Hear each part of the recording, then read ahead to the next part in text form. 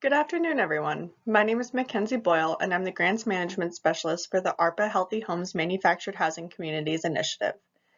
The goal of this PowerPoint is to provide guidance to MHCs on how to manage their award with the state.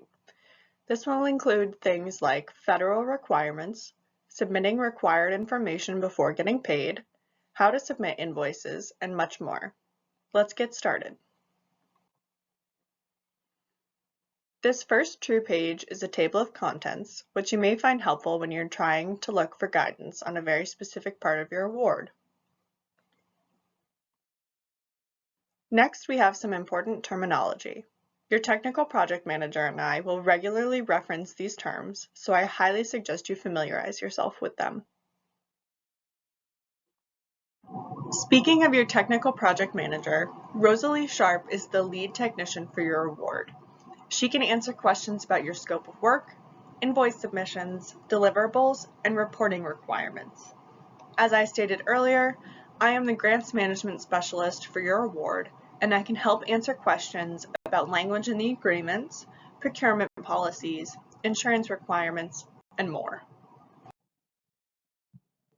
There will be 5 main sections of your agreement: the award notification, a brief overview of the award financials, the Healthy Homes Award Detail, which contains your milestone and deliverables table and all deliverables required to be submitted in order to receive payment, the State Fiscal Recovery (SFR) Award Detail, which is a general overview of the award's federal requirements, assurances, which will be signed by the authorized signer at the time of the agreement is signed, and the Form 430, which is the document you must submit with each invoice.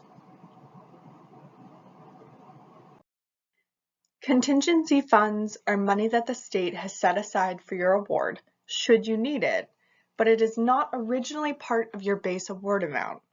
Should you find that your project may exceed the base award amount given to you, you should reach out to the TPM via email and request to use contingency funds. You have to apply to use contingency funds and make the case for why your project may require it.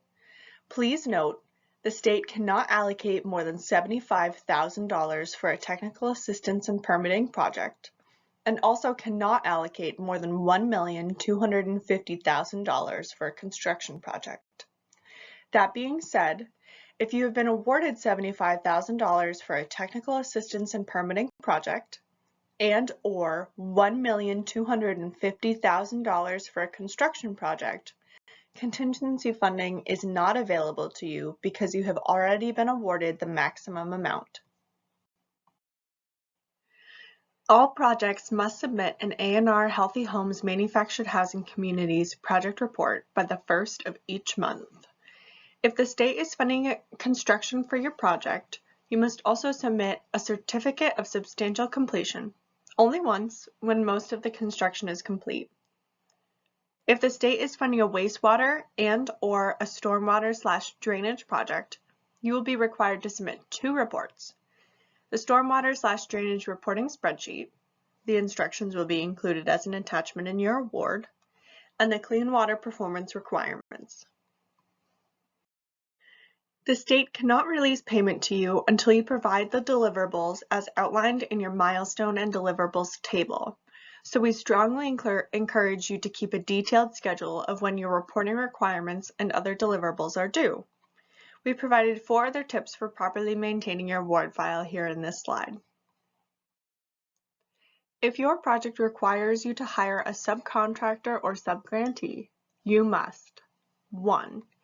Have and follow a procurement policy. The state will not provide you with one.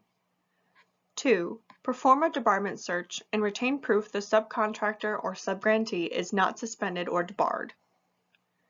3. Address any conflict of interest you have with the subcontractor or subgrantee to the TPM. 4. Follow the Vermont prevailing wage rate. And 5. Follow the procurement requirements outlined in the SFR Award Details Section 2 Funding Allocations Subsection Procurement portion of your award. You must have your own procurement policy and you must follow it. The state does not provide you with a procurement policy to follow. You do not need to submit your procurement policy to the state unless someone from the state specifically requests it.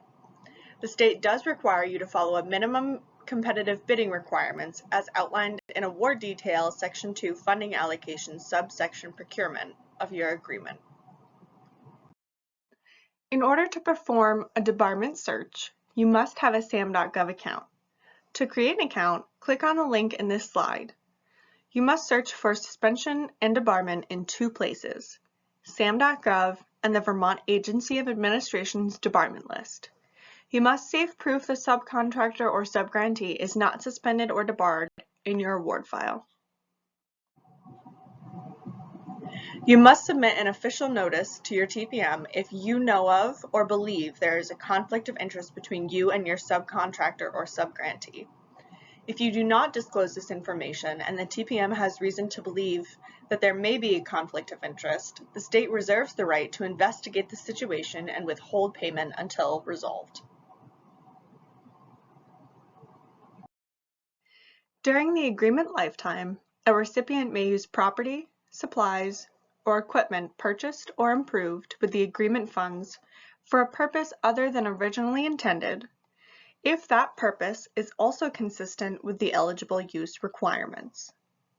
If a recipient changes the use to an ineligible use or sells the asset prior to the end of the agreement, then the recipient must follow the disposition procedures in uniform guidance. After the period of performance ends, the property, supplies, or equipment must be used consistent with the purpose for which it was purchased or improved, or for any other eligible purpose in the same category as the purpose reported to Treasury as of the final reporting period. You can read more about property standards in 2 CFR 200.310 through 316.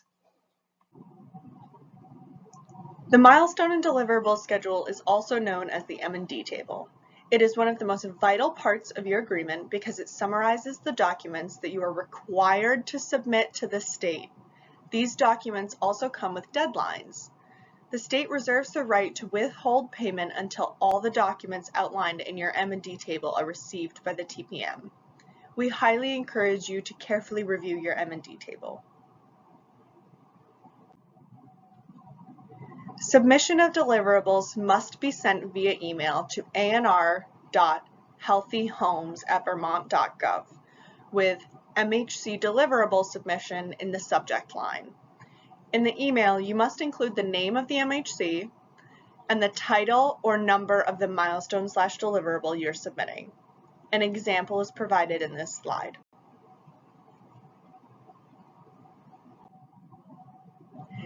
Invoices are processed through the state's invoicing portal known as ANR Online.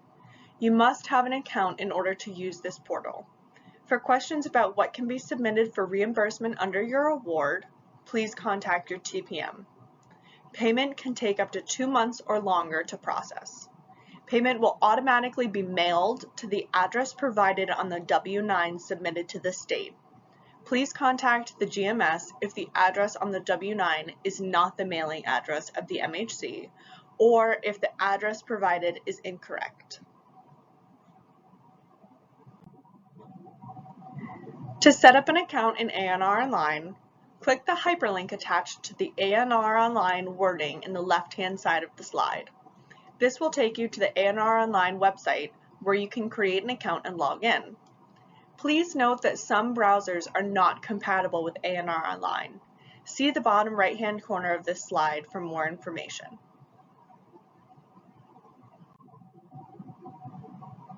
This slide outlines how to submit a payment request in ANR Online. For questions about how to use ANR Online, please contact the GMS. For questions about what can be invoiced for, please contact the TPM. In order to submit your invoices, you must attach a completely filled out Form 430. You will be able to find a Form 430 template attached to your agreement. The state is unable to accept payment requests without a completed Form 430. If your invoice is the final invoice you anticipate to submit against your award, there are special steps you must take to flag it as final. This step is important because it will initiate the GMS to begin closing out your award in the state's financial systems. This final slide contains resources MHCs may use to obtain additional funding for their projects. We sincerely hope you find these resources and the rest of the slideshow helpful.